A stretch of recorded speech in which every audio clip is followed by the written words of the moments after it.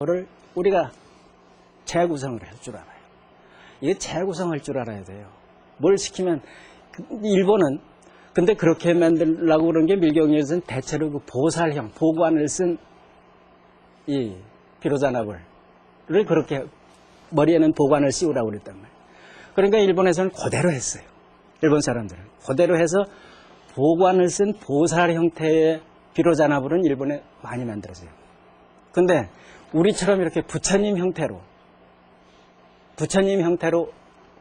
직원인을 지키 한 거는 거의 하나의에도 없어요. 거의.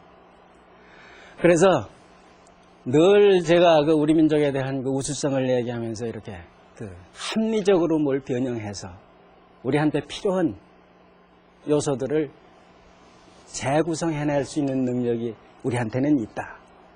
그러니까 현대 과학 문명도 우리 손에 의해서 불가사의한 힘을 발휘해내게 할 수 있을 때가 언제든지 올 거다 하는 얘기를 늘 제가 희망을 가지고 얘기를 하는 면이 바로 이런 면입니다. 그러니까 아무리 경전에서 이렇게 하라고 그랬어도 그 얘기가 우리 정서에 잘 안 맞을 때는 우리는 과감하게 그걸 변형을 시킨단 말이에요. 일본은 그걸 못하고 있는 그대로 흉내내는 건 잘해요. 그래서 그런 차이가 온단 말이에요. 그래서 우리가 처음 이렇게 비로자나부를 만들 때는 석굴암 편단 우견상 양식 그대로 이제 계승을 하면서 이 직원인만 지켜야 된다. 그래서 제 생각으로는 이 불상이 우리나라에서 최초로 시도된 피로자나 불상이었으리라 그렇게 생각을 하고 있어요.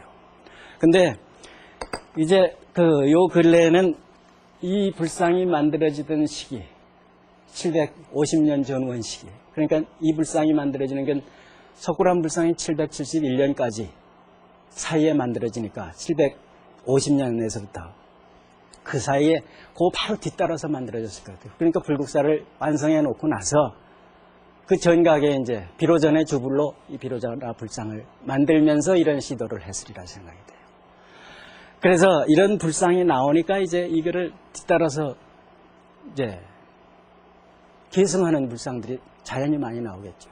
자연히 많이 나오는 현상을 한번 이제 여러분들이 보시잖아요. 그래서 이게 같은 시대 양식이다. 같이 주성을 했을 거예요. 같이 만들었을 거예요. 이거 동으로 만들었어요.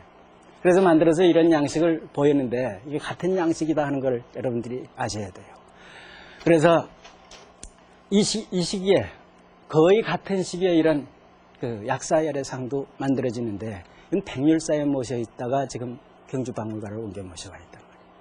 그래서 이 사람 키보다 더 커요. 한 2m 정도가 가까이 되는 그런 불상인데 이런 불상에 여기서 이제 하나로 보면은 편단우견이라고 해서 이렇게 왼쪽 어깨를 드러냈었죠.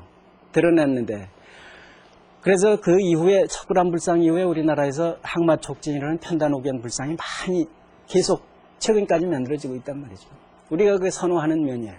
선호하는 불상 양식 중에 하나인데 그 편단우견상이 나오니까 여러분들 여기 가만히 보세요. 이 옷은 분명히 두 벌을 입었어요.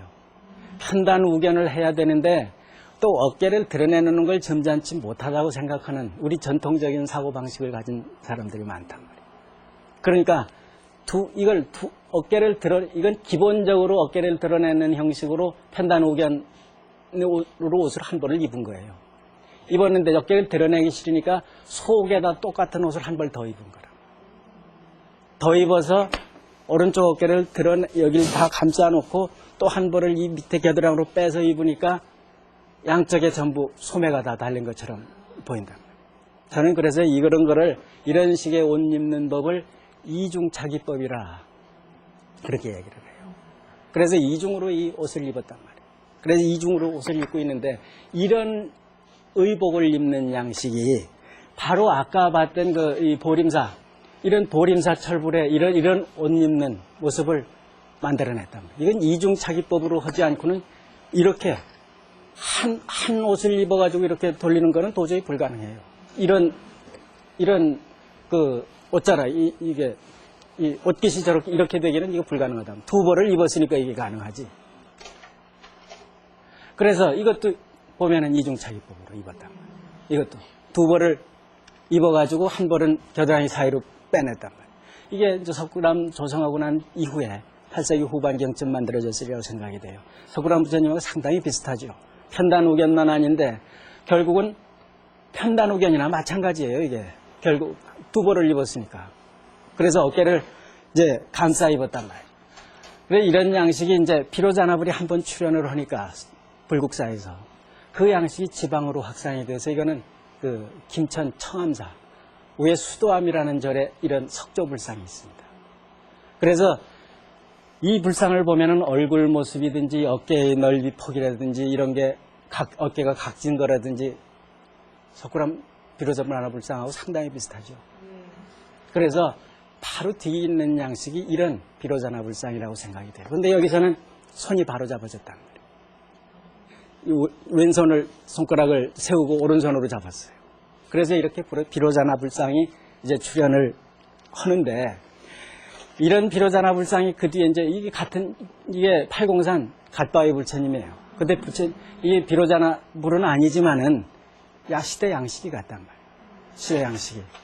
그리고 이게 다 그 시기에 시대 양식이에요. 그래서 이렇게 가면 이제 9세기를 넘어서야 되는데 교종을 바탕으로 어떤 종래 신라 불상 양식, 그러니까 이 비로자나 불상이라는 거는 신식이라고 할 수 있단 말이에요. 새로운 불상 양식이라고 할 수 있는데 이거는 종래 불상 양식이란 말이에요. 구식이란 말이에요. 구식의 불상 양식이 화엄종이 이제 불국사 석굴암을 건설하고 나서는 노세화하기 시작하죠. 어떤 이념도 노세화한다고 그랬어요. 그런 노세화가 진행이 되니까 그 불상, 뿌리가 늙으면은 꽃도 이제 조락할 수밖에 없죠. 형편 없어질 수밖에 없죠. 그래서 이런 웃는 게 아니라 우는 것 같은, 이게 한 시대 문화가 끝나간다는 모습을 그대로 드러내고 있는 거예요. 이런 불상을 출현하게 한단 말이죠. 그래서 이제 다시 이런